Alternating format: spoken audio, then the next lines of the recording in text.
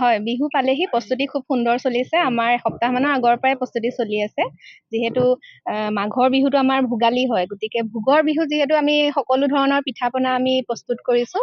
আৰু আমাৰ পথাৰতো এটা পৰম্পৰা আছে বহুত। আমি আজোককা দিনৰ পৰাই বিহু আমাৰ হেমাৰবৰী অঞ্চলত আমাৰ ভোগালী বিহু অনুষ্ঠান কৰা হয়, পতা হয়। গতিকে সেই উপলক্ষে তাত আমাৰ ভেলাঘৰ সজা হৈছে।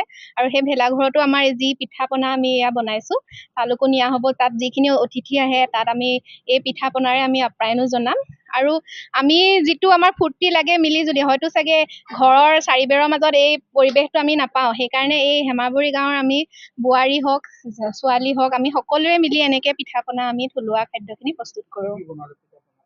আমাৰতো বহুতখিনিয়ে বনোৱা হয়। বৰপিঠা, জেং পিঠা, তিলৰ লাডু, নাৰিকলৰ লাডু, সেয়া আৰু চুঙা পিঠা, তেনেকে ধৰণৰ। আপোনালোকে ঘৰত ব্যৱহাৰ কৰাৰ উপৰিও আপোনালোকে বিক্ৰী কৰে? হয় হয়, আমাৰ মানে এটা আছেই।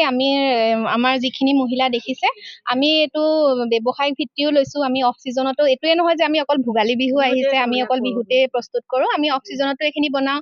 যিকোনো ধৰণৰ সভা, মানে মিটিং হওক বা বিয়াৰ কিবা অৰ্ডাৰ হ'লে হওক, আৰু তেনেকে আমি ভোগালীৰ ষ্টল কিছুমান আহে, আমি তেনেকেও যাওঁ NRLM গোটৰ ফালৰ পৰা।